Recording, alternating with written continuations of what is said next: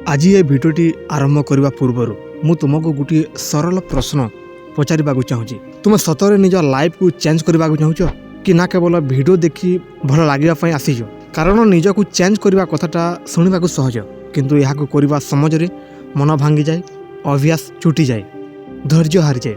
आज मु तुमको एमती किसी कहबी जहाँ शुणा शायद तुमको कष्ट हो किंतु यही कष्टटा हूँ से औषध जहाँ तुम लाइफ को सतरे चेंज कर। जदि तुम प्रस्तुत तेबे ए भिडियोटी स्किप करिबो नहीं। कारण आज मु तुमको दुनिया केमिति चेंज करबा कहबी नहीं। आज मु तुमको तुम निजको केमिति चेंज करिवो सही सत्य कथा कहबी जहाँ तुम संभवतः एते दिन शुणा चाहू नथिलो।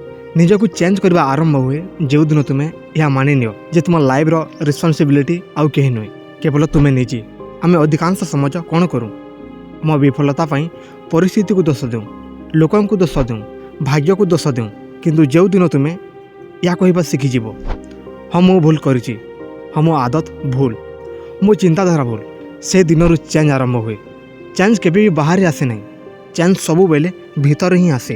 तुम जानिछ निजको चेंज करवा सबुठारु कष्ट कहीं कारण आमे निज सहित सत्य कहवाक डरू। आमे निजको भल देखाइबाकू चाहूँ, आमे निज भूल को ढांकीबाकू चाहूँ। किंतु जो दिन तुम्हें एका घरे बसी मोबाइल बंद करी निजको पचारिबो मो लाइफ कहीं अटकी गला, से प्रश्नटा तुमको जंत्रणा देव किंतु से जंत्रणा ही तुम औषध हेब। आमे भावु चेंज माने हठात बड़ किछि करदेवा, अरे नहीं। चेंज माने प्रतिदिन छोट छोट डिसीजन, सकाले मोबाइल धरिबा पूर्वर निज लाइफ को धरिबा, रातिर अनावश्यक वीडियो देखा पूर्वर निज फ्यूचर को भाविबा। जो दिन तुम्हें यही छोट डिसीजन को सम्मान देव से दिन तुम्हें धीरे धीरे नुआ मनीष होगा आरंभ करदेव। निजको चेंज करने प्रथमे जहाँ चेंज करने पड़े से है तुम चिंताधारा। तुम्हें जहाँ भावुच तुम्हें सही होच। जदि सकालू उठी भावुच आज किसी हेब नहीं तेरे सतरे किसी हेब नहीं। जदि भावुच मो भाग्य खराब तेरे तुम एक्टिविटी दुर्बल हो। मन रखिथबो चिंता ही आचरण को जन्म दिए, आचरण ही आदत को जन्म दिए, आदत ही भविष्य को तैयारी करे। तुम्हें जदि प्रतिदिन निजको यह कह मु पारिबी, आई कैन डू इट, आरंभ में मन मानब नहीं किंतु धीरे धीरे मन शुणा शिखिज।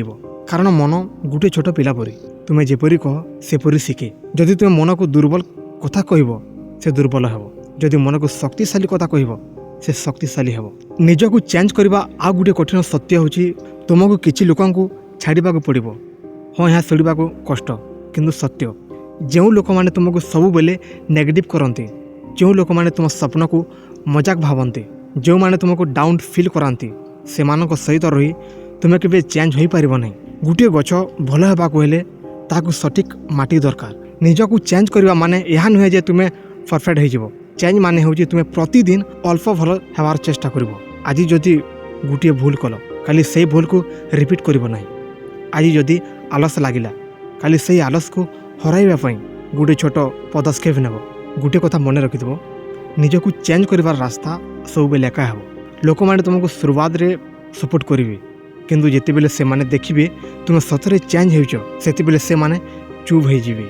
कारण तुमर चेंज तांकर कंफर्ट जोन को हलाई दिए किंतु से समय रे जदि तुम्हें अटर रही पार तेबे से लाइफ निश्चय तुमको नुआ दिग देखाई देबो।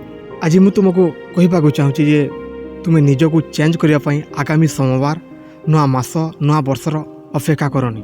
चेंज पाई सबुठारु भल समय होची एही मुहूर्त।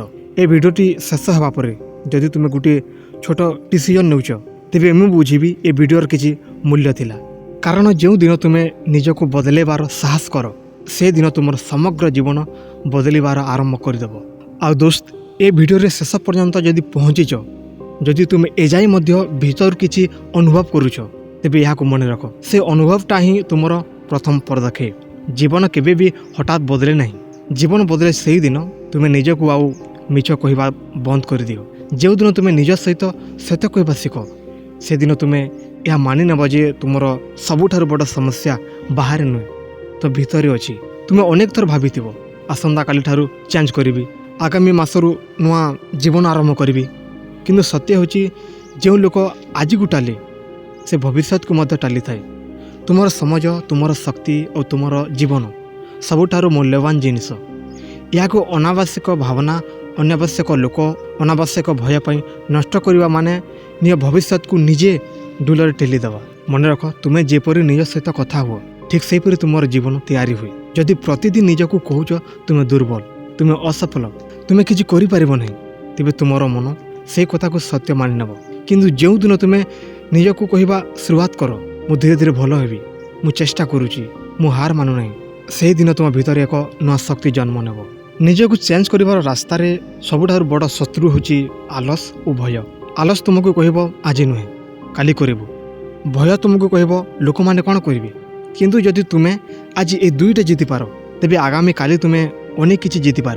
ସାହସ ମାନେ ଭୟ ନଥିବା ନୁହେଁ, ସାହସ ମାନେ ଭୟ ଥିଲେ ମଧ୍ୟ ଆଗକୁ ବଢ଼ିବା। ତୁମେ ଯେଉଁ ସ୍ଥାନରେ ଆଜି ଅଛ ସେଠାରେ ଲଜ୍ଜା ପାଇଁ ଦରକାର ନାହିଁ। ଲଜ୍ଜା ପାଇଁ ଦରକାର ସେଦିନ ଯେଉଁଦିନ ତୁମେ ଚେଷ୍ଟା କରିବା ବନ୍ଦ କରିଦେବ।